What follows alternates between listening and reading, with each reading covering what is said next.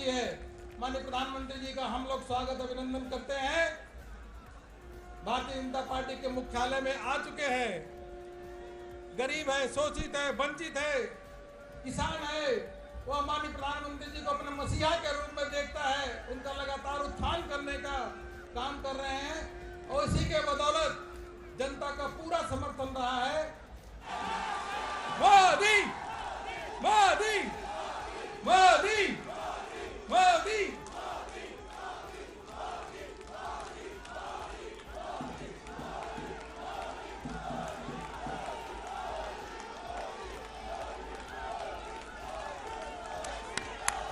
माननीय राष्ट्रीय अध्यक्ष जी का भी अभिनंदन करते हैं। माननीय प्रधानमंत्री जी का राष्ट्रीय अध्यक्ष जी और सभी पूर्व राष्ट्रीय अध्यक्ष जी स्वागत और अभिनंदन कर रहे हैं।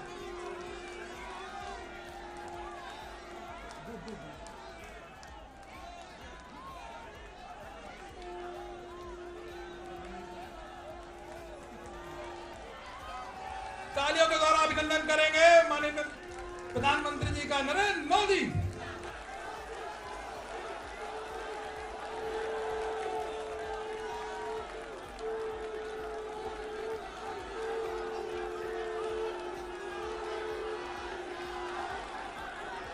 भारत माता की,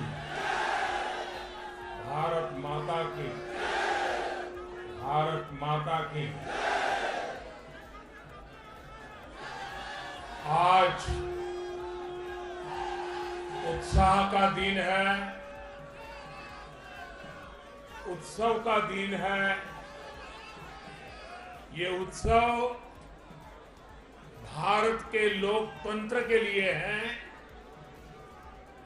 मैं इन चुनावों में हिस्सा लेने वाले सभी मतदाताओं को बहुत बहुत बधाई देता हूं। उनके निर्णय के लिए मतदाताओं का आभार व्यक्त करता हूं। विशेष रूप से हमारी माताओं बहनों ने, हमारे युवाओं ने जिस प्रकार भारतीय जनता पार्टी को भरपूर समर्थन दिया है, वो अपने आप में बहुत बड़ा संदेश है। मुझे इस बात का भी संतोष है कि फर्स्ट टाइम वोटर्स ने बढ़ चढ़कर मतदान में हिस्सा लिया और भाजपा की जीत पक्की की।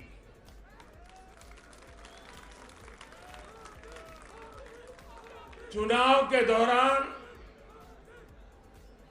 भाजपा के कार्यकर्ताओं ने मुझसे वादा किया था कि इस बार होली 10 मार्च से ही शुरू हो जाएगी। हमारे कर्मठ कार्यकर्ताओं ने ये विजय ध्वज फहरा करके इस वायदे को पूरा करके दिखाया है।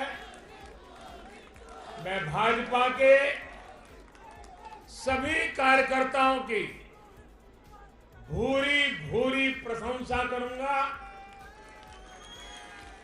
जिन्होंने दिन रात देखे बिना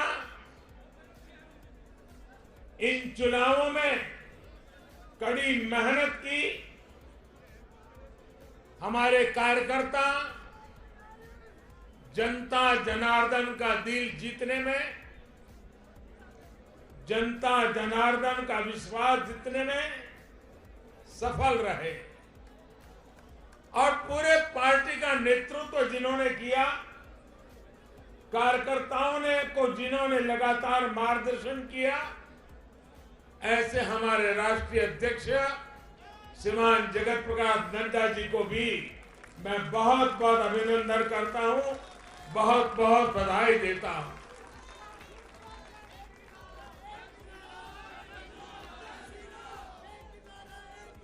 पार्टी के हर छोटे मोटे सभी कार्यकर्ताओं ने उनके अथक परिश्रम से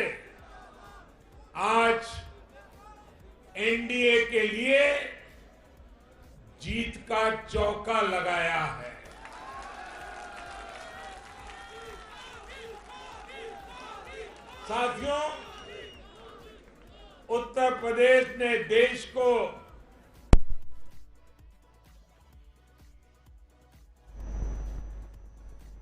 लेकिन 5 साल का कार्यकाल पूरा करने वाले किसी मुख्यमंत्री के दोबारा चुने जाने का ये पहला उदाहरण है।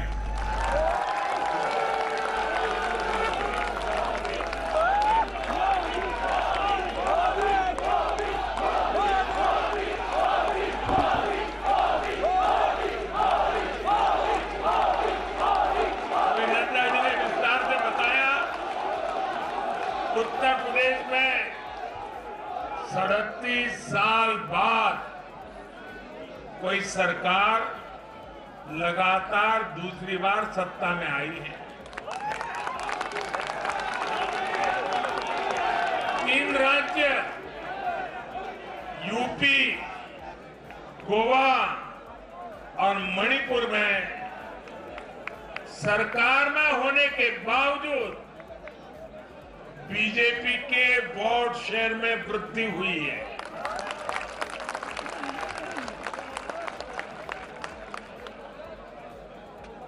गोवा में सारे एग्जिट पोल गलत निकल गए और वहां की जनता ने तीसरी बार सेवा करने का मौका दिया है।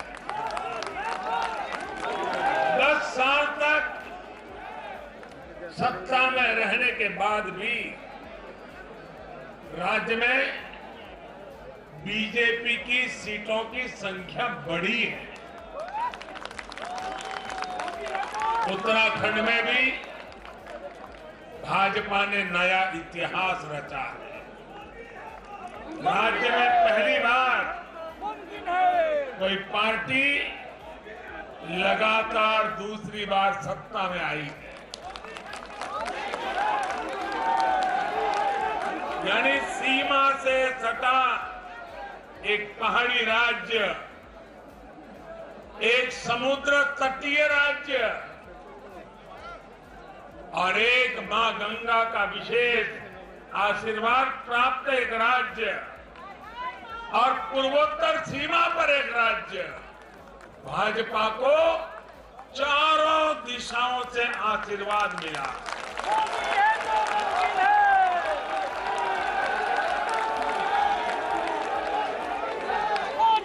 इन राज्यों की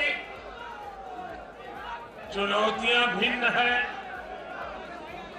सबकी विकास की यात्रा का मार्ग भिन्न है, लेकिन सबको जो बात एक सूत्र में पिरो रही है वो है भाजपा पर विश्वास। भाजपा की नीति, भाजपा की नीयत और भाजपा के निर्णयों पर अपार विश्वास। साथियों, ये चुनाव नतीजे भाजपा की pro poor, pro active governance पर एक प्रकार से बड़ी मजबूत मोहर लगाते हैं। पहले जनता अपने ही हक के लिए सरकार के दरवाजे खटखटाकर थक जाती थी।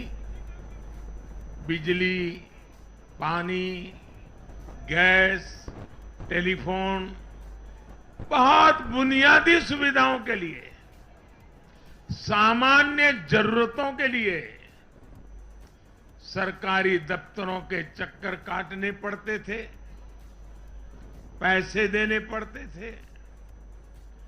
कुछ साधन संपन्न लोगों तक सुविधा पहुंचने के रास्ते अलग थे, पहुंच जाती थी।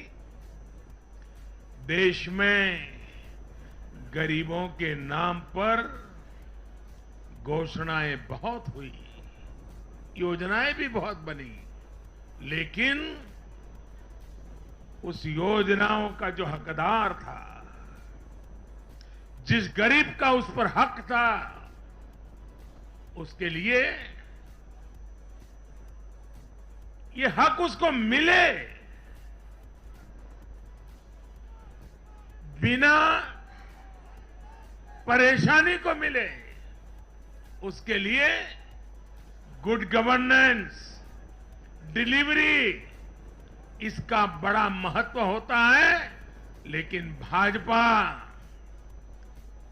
इस बात को समझती है, और मैं लंबे अरसे तक मुख्यमंत्री के नाते काम करके आया हूं, इसलिए मुझे पता है कि आखिरी इंसान की सुविधा के लिए कितनी मेहनत करनी चाहिए। बीते वर्षों में हमने गवर्नेंस डिलीवरी सिस्टम तो बेहतर किया ही, साथ साथ पूरी प्रक्रिया में पारदर्शिता भी लाए हैं। भाजपा गरीब को भरोसा देती है कि प्रत्येक गरीब तक सरकार ने निर्णय किए हुई सुविधाएं जरूर पहुंचेगी। और मैं गरीब के घर तक उसका हक पहुंचाए बिना चैन से बैठने वाला इंसान नहीं।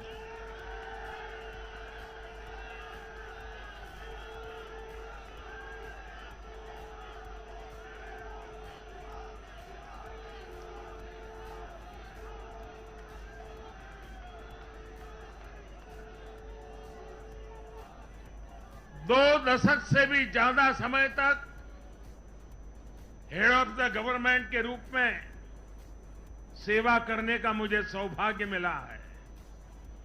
सरकार में कितनी दिक्कतें होती हैं, गवर्नेंस में कितनी दिक्कतें होती हैं, इसको भली भांति जानता हूं। उसके बावजूद भी मैंने एक ऐसी हिम्मत की है, शायद कोई न कर पाए। और वो हिम्मत मैंने लाल किले से 15 अगस्त को मेरे भाषण में उसको व्यक्त किया था। मैंने कहा था कि अब भाजपा को जहां जहां सेवा करने का मौका मिलेगा, हम हर योजना के जो हकदार हैं उनके लिए 100% सैचुरेशन, यानी काम को 100% पूरा करना, हर गरीब तक हर सरकारी योजना का लाभ पहुंचाना, ये 100% की कल्पना करना 2 दशक से ज्यादा समय सरकार का काम करने के बाद मैं कहता हूं, ये बहुत बड़ी हिम्मत की है मैंने।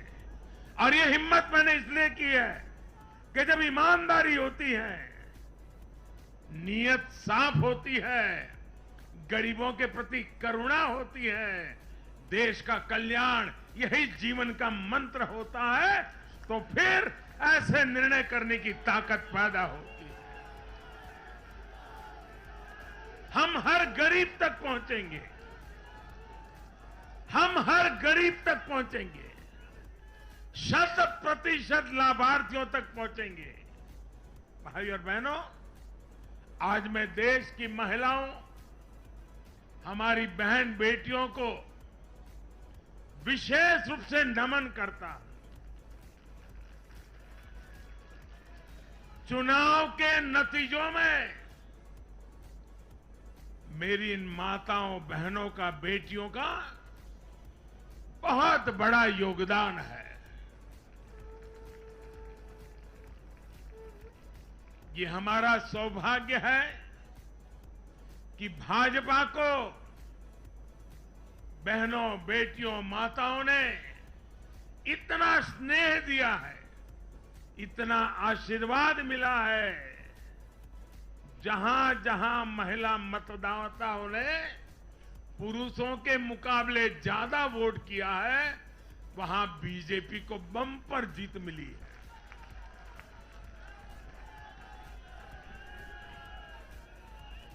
एक प्रकार से हमारी माताएं बहनें, हमारी बेटियां, हमारी ये स्त्री शक्ति भाजपा की जीत की सारथी बनी है।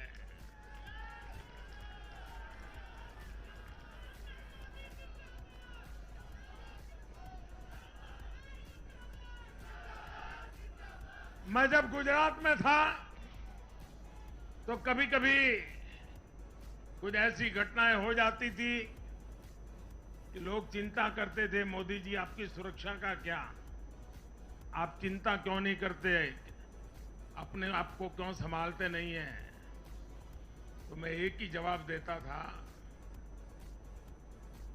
कि कोटि कोटि माताओं का, स्त्री शक्ति का मुझे सुरक्षा कवच मिला हुआ है।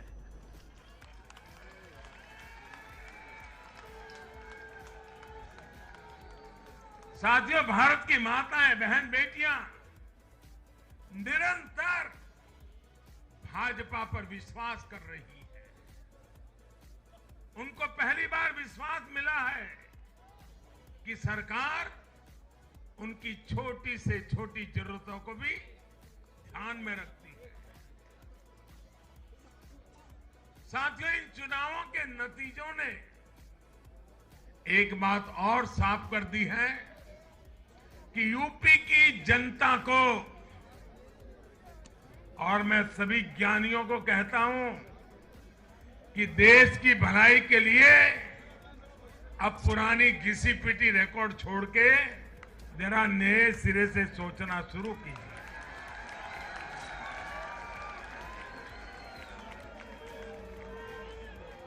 इस देश के लिए बड़ी दुख की बात है। मैं स्वयं बहुत दुख अनुभव करता था जब ये ज्ञानी लोग यूपी की जनता को सिर्फ और सिर्फ जातिवाद के तराजू से तोलते थे, जातिवाद की दृष्टि से देखते थे। मैं समझता हूं कि उत्तर प्रदेश के नागरिकों को जातिवाद की बाड़ाबंदी में बांध करके वे उन जातियों का अपमान करते थे, उन नागरिकों का अपमान करते थे, पूरे उत्तर प्रदेश का अपमान करते थे। कुछ लोग ये कहकर यूपी को बदनाम करते हैं कि यहां के चुनाव में तो जाति ही चलती है। लेकिन भाइयों बहनों, उत्तर प्रदेश के लोगों ने दिखा दिया है। 2014 के चुनाव नतीजे देखें, 2017, 2019 के नतीजे देखें, और अब फिर 22 में भी देख रहे हैं। हर बार यूपी के लोगों ने सिर्फ और सिर्फ विकासवाद की राजनीति को ही चुना है। यूपी के लोगों ने इन लोगों को यह सबक दिया है और यह सबक उनको सीखना होगा।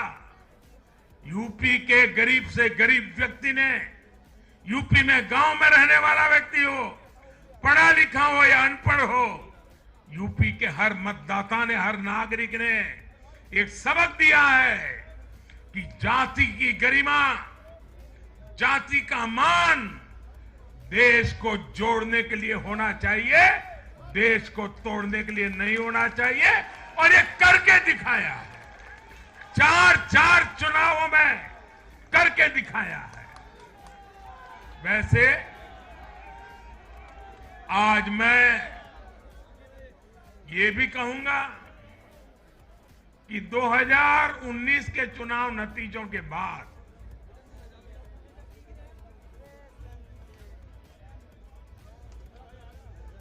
कुछ पॉलिटिकल ज्ञानियों ने कहा था 2019 में जब लोकसभा में हम दोबारा जीत करके आए तो उस ज्ञानियों ने कहा था कि भाई 2019 के जीत में क्या है, ये तो 2017 में ही तय हो गई थी, क्योंकि 2017 में यूपी का रिजल्ट आया था।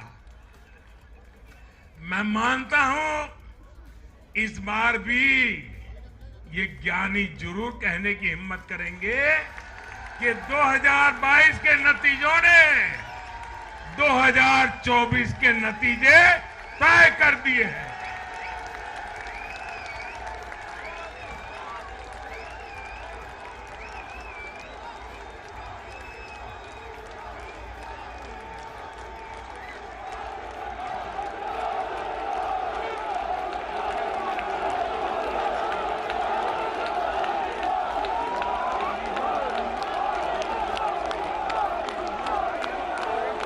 मैं आज पंजाब के भाजपा कार्यकर्ताओं की भी विशेष प्रशंसा करूंगा। उन्होंने विपरीत परिस्थितियों में जिस प्रकार पार्टी का झंडा बुलंद किया है, वो आने वाले समय में पंजाब में भाजपा की मजबूती को, देश की मजबूती को एक अहम स्थान के रूप में विकसित करेंगे, ये मेरा पूरा विश्वास है। पंजाब में भाजपा एक शक्ति के रूप में उभरनी है, ये मैं अपनी आंखों के सामने देख रहा हूं दोस्तों। सीमावर्ती राज्य होने के नाते पंजाब को अलगाववादी राजनीति से सतर्क रखना भाजपा का कार्यकर्ता जान की बाजी लगा करके भी इस काम को करता रहेगा। आने वाले 5 सालों में भाजपा का हर कार्यकर्ता वहां इस दायित्व को जोर शोर से निभाने वाला है। ये विश्वास मैं पंजाब की जनता को आज देना चाहता हूं।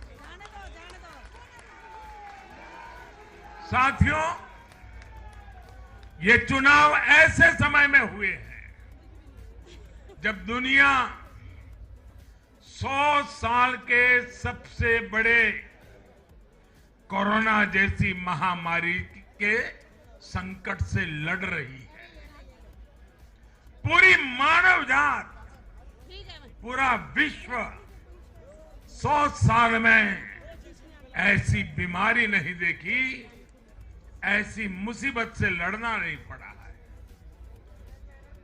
ये जैसे कुछ कम था तो युद्ध ने भी विश्व की चिंताएं बढ़ाई है। इन परिस्थितियों में दुनिया भर की सप्लाई चेन छिन्न भिन्न हो गई है।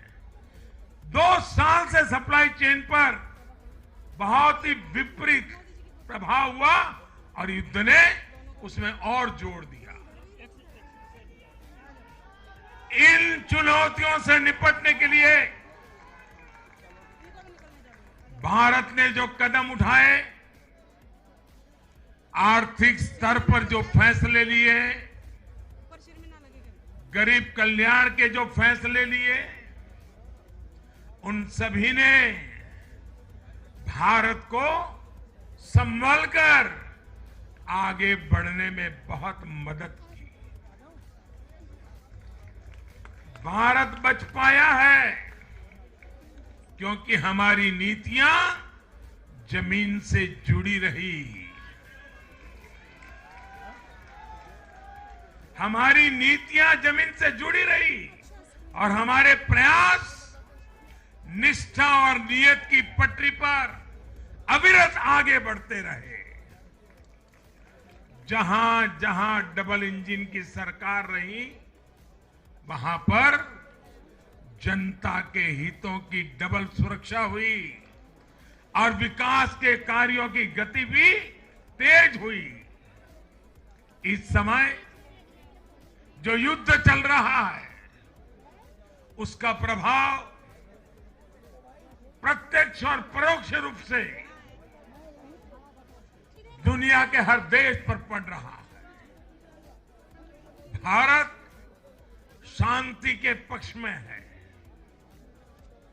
बातचीत से हर समस्या को सुलझाने के पक्ष में है, लेकिन जो देश सीधे जंग लड़ रहे हैं, भारत का उनसे आर्थिक दृष्टि से, सुरक्षा की दृष्टि से, शिक्षा की दृष्टि से, राजनीतिक दृष्टि से नाता है। भारत की बहुत सारी जरूरतें इन देशों से जुड़ी हुई है।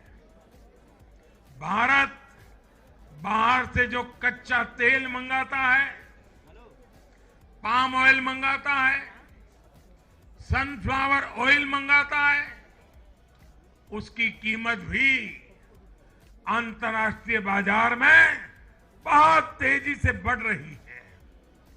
कोयला हो, गैस हो, फर्टिलाइजर हो, सभी की कीमतों में पूरी दुनिया में कल्पना बाहर का उछाल आ रहा है। युद्ध के कारण पूरी दुनिया में महंगाई बढ़ रही है। विकासशील देशों को विशेष रूप से कठिनाई का सामना करना पड़ रहा है। साथियों, इस वैश्विक संदर्भ में इन कठिनाइयों के बीच इस बार के बजट पर नजर डालें तो एक विश्वास पैदा होता है। देश आत्मनिर्भर भारत अभियान के मार्ग पर आगे बढ़ रहा है। इस भावना को इस बार के बजट से और ऊर्जा मिली है और मैं मानता हूं कि दुनिया भर में बने निर्माण हुए इस विपरीत वातावरण में, उथल पुथल से भरे माहौल में, अनिश्चितता से भरे माहौल में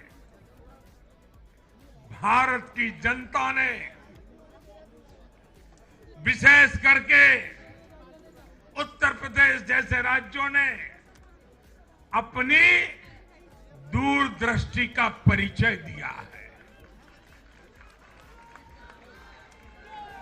भारत के मतदाताओं ने जिस तरह इन चुनावों में स्थिर सरकारों के लिए वोट दिया, वो इस बात का प्रतिबिंब है कि लोकतंत्र भारतीयों की रगों में है।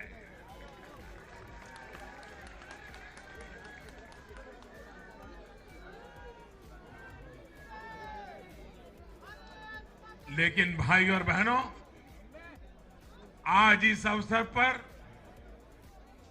मैं देश के सामने अपनी कुछ चिंताएं भी रखना चाहता हूं। देश का नागरिक तो बहुत जिम्मेदारी के साथ देश के हित में अपना काम कर रहा है। जब भी उसको अवसर मिलता है, वो जिम्मेदारी के साथ पेश आता है। देश का सामान्य नागरिक राष्ट्र निर्माण में जुटा है, लेकिन हमारे यहां कुछ लोग लगातार राजनीति का स्तर गिराते जा रहे हैं। कोरोना के इस समय में भी हमने देखा है कि इन लोगों ने देशवासियों को गुमराह करने की लगातार कोशिश की। वैक्सीनेशन के हमारे प्रयासों की दुनिया प्रशंसा कर रही है, लेकिन इस पवित्र कार्य पर, मानवता के कार्य पर, सेवा के कार्य पर, भारत की वैक्सीन पर भी सवाल उठाए गए।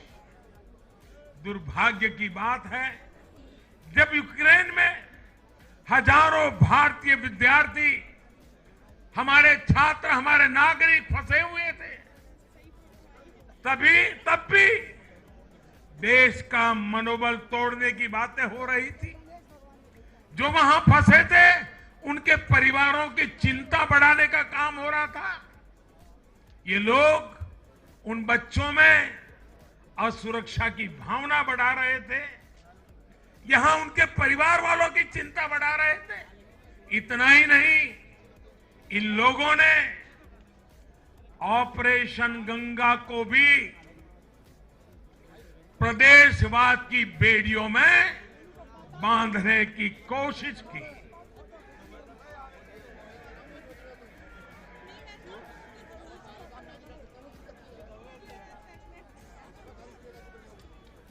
हर योजना को, हर कार्य को क्षेत्रवाद, प्रदेशवाद, जातिवाद, संप्रदायवाद का रंग देने का प्रयास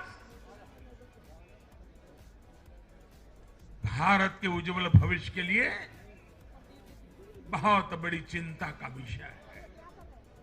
साथियों, इन चुनावों में मैंने लगातार विकास की बात की। गरीबों को घर, गरीबों को राशन, वैक्सीन, आधुनिक इंफ्रास्ट्रक्चर, हर विषय पर भाजपा का विजन लोगों के सामने रखा। इसके साथ ही जिस एक बात पर मैंने सबसे ज्यादा चिंता जताई थी, वो थी गौर परिवारवाद। मैंने राज्यों के लोगों को बताया कि कैसे मैं किसी परिवार के खिलाफ नहीं हूं, न ही मेरे किसी की व्यक्तिगत दुश्मनी है। मैं लोकतंत्र की चिंता करता हूं और मैं सभी ज्ञानियों को कहता हूं, जरा लोकतंत्र के तराजू पर इन चीजों को तोल के देखो।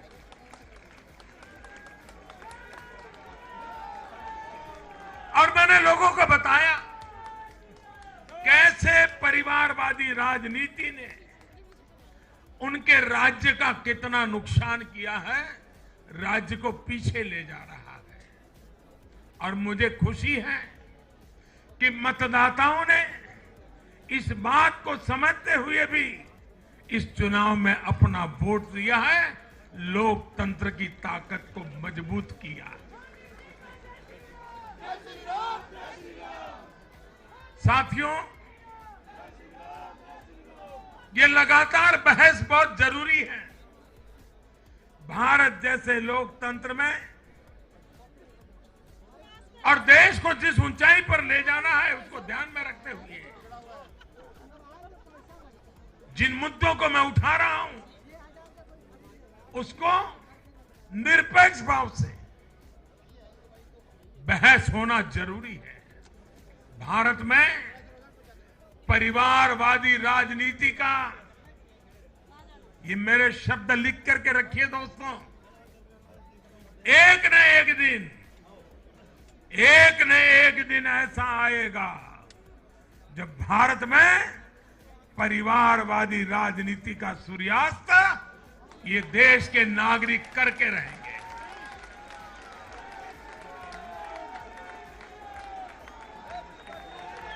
इस चुनाव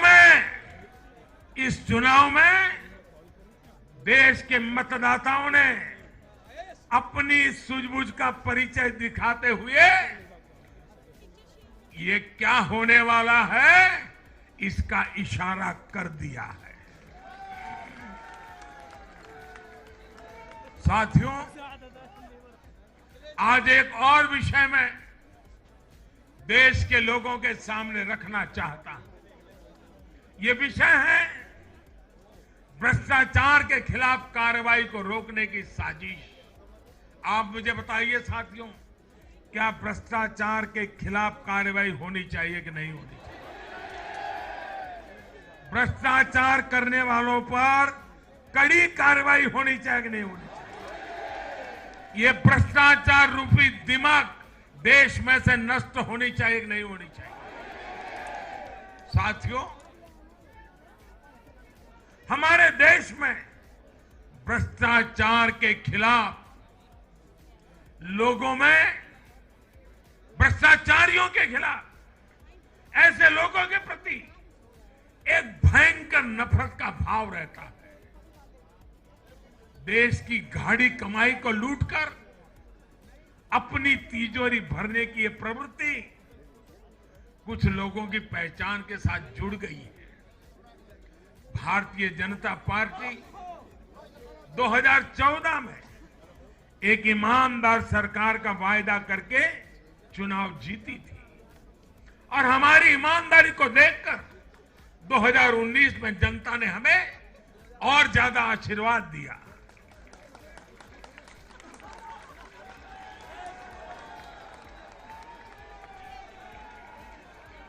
और देश हमसे अपेक्षा करता है कि मोदी जी आपकी सरकार सिर्फ प्रामाणिक रहे इतना इनफ नहीं है।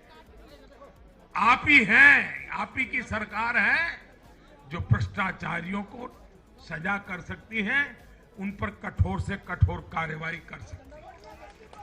मुझे बताइए, जनता की इस अपेक्षा को मुझे पूरा करना चाहिए कि नहीं करना चाहिए? जनता की आशा आकांक्षा के लिए सरकार ने जिम्मेवार व्यवहार करना चाहिए कि नहीं करना चाहिए?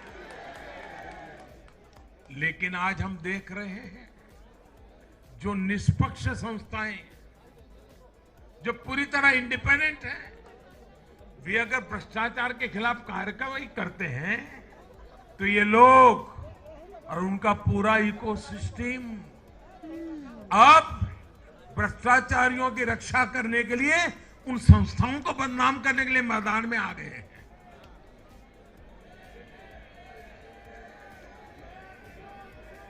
ये देश का कितना बड़ा दुर्भाग्य है कि घोटालों से घिरे लोग एकजुट होकर अब अपनी इकोसिस्टम की मदद से इन संस्थाओं पर ही दबाव बनाने लगे हैं।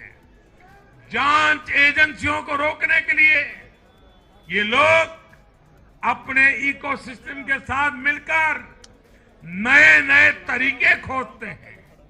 इन लोगों को देश की न्यायपालिका पर भी भरोसा नहीं है। पहले हजारों करोड़ रुपए का भ्रष्टाचार करो, फिर जांच भी नहीं होने दो, और जांच करे तो उस पर दबाव बनाओ। ये इन लोगों की प्रवृत्ति है। और देश के लोगों को एक और बात पर मैं ध्यान देना के लिए आकर्षित करना चाहता हूं। ये लोग किसी भ्रष्टाचारी पर कार्रवाई होते ही उसे धर्म का रंग देते हैं, प्रदेश का रंग दे देते हैं, जाति का रंग देने लगते हैं। ये नए तौर तरीके शुरू हुए हैं। किसी माफिया के खिलाफ अदालत कोई फैसला सुना देती है तो भी उसे ये लोग धर्म और जाति से जोड़ देते हैं। ऐसे में भारत के मैं सभी संप्रदायों से आग्रह करता हूं, मैं सभी जाति पे गर्व करने वाले ईमानदार लोगों से आग्रह करना चाहता हूं, उन सबको सोचना होगा कि ऐसे भ्रष्टाचारियों, ऐसे माफियाओं को अपने समाज से, अपने संप्रदाय से, अपनी जाति से दूर करने की हिम्मत करें। इससे समाज भी मजबूत होगा, संप्रदाय भी मजबूत होगा और हर व्यक्ति का भला होगा। और यूपी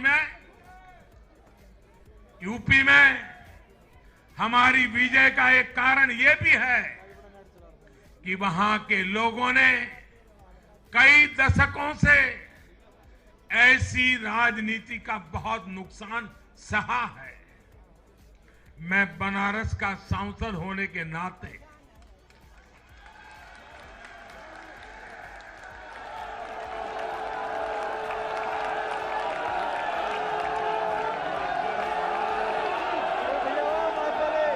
यूपी के लोगों के प्यार और आशीर्वाद ने मुझे भी यूपी वाला बना दिया।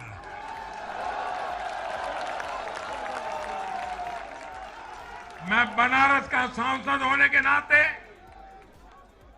मेरे अनुभव से कह सकता हूं, यूपी के लोग ये बात समझ चुके हैं कि जाति को बदनाम करने वालों से, संप्रदाय को बदनाम करने वालों से अब दूर रहना है और राज्य के विकास को ही सर्वोच्च प्राथमिकता देनी है। साथियों, आजादी के 75वें वर्ष को देखते हुए भी इन चुनाव परिणामों का बहुत महत्व है। भारत आजादी के अमृत काल में प्रवेश कर रहा है। ये चुनाव परिणाम आने वाले 25 वर्षों के हमारे राष्ट्रीय संकल्पों के प्रति देश के मिजाज को, देश के मूड को प्रतिबिंबित करते हैं। यहां से हम दो पटरियों पर एक साथ तेजी से काम करने वाले हैं। एक तरफ गांव, गरीब, छोटे किसान, लघु उद्यमी, उनके कल्याण पर हमारा जोर है।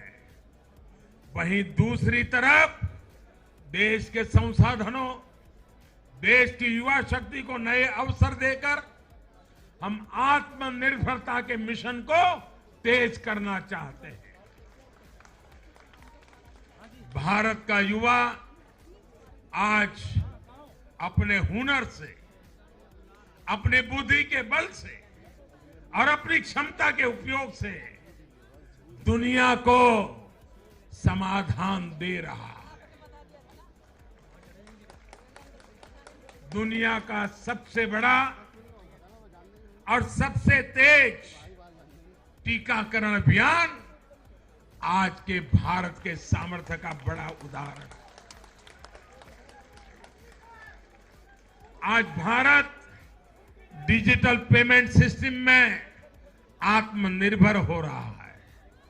स्टार्टअप के क्षेत्र में अपना सामर्थ्य बढ़ा रहा है और तकनीक के क्षेत्र में नई नई उपलब्धियां प्राप्त कर रहा है। और यह सब हो रहा है उसकी युवा शक्ति के कारण। भारत में शिक्षा का स्तर उच्च कोटि का हो, जो देश और दुनिया की जरूरतों को पूरा करने वाली वर्कफोर्स तैयार कर सके, यह हमारा संकल्प है। आज एक ऐसे नए भारत का निर्माण हो रहा है जहां आपकी पहचान आपके काम से होती है, न कि आपके परिवार से होती है। मुझे विश्वास है सबका साथ, सबका विकास, सबका विश्वास और सबका प्रयास के मंत्र पर चलते हुए हम अपने अपने राज्यों को नई ऊंचाई पर लेके जाएंगे। जब देश के हर राज्य का विकास होगा तो देश का भी विकास होगा। और मुझे तो मैं गुजरात में इतने साल काम किया, दिल्ली में सरकार भारतीय जनता पार्टी को अच्छा मानने वाली सरकार नहीं थी। हमारी सरकार में रोड़े अटकाने के सोच वाली सरकार थी। फिर भी गुजरात में हमारा मंत्र यही था, भारत के विकास के लिए गुजरात का विकास।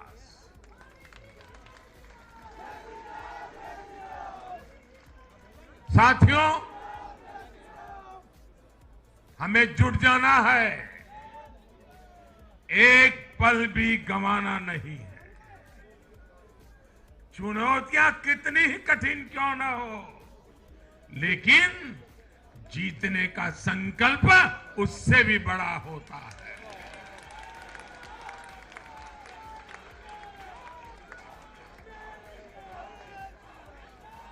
बड़े संकल्पों के साथ, बड़े सपनों के साथ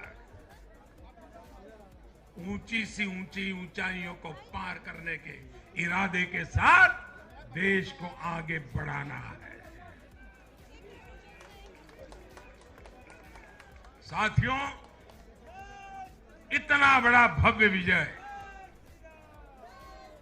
भारत के उज्जवल भविष्य की ये गारंटी है। मैं एक बार फिर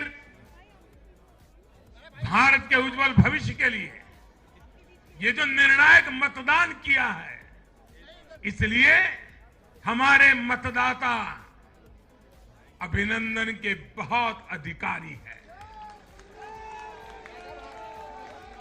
आइए दोनों हाथ ऊपर करके तालियों के गड़गड़ाहट के साथ सभी मतदाताओं का अभिनंदन करें, मतदाताओं का आभार व्यक्त करें, मतदाताओं का गौरवगान करें।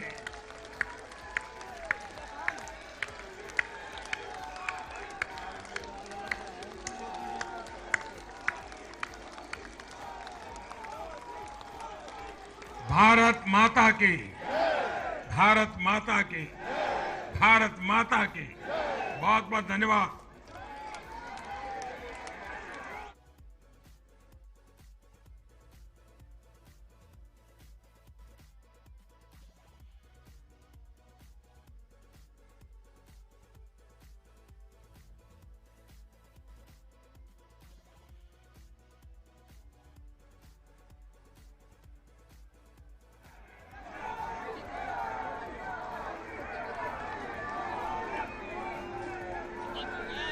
आप सभी कार्यकर्ताओं से निवेदन है कि आप सभी के लिए यहाँ पे भोजन की व्यवस्था है, भोजन करके ही जाइएगा। 7-8 घंटे से आप सब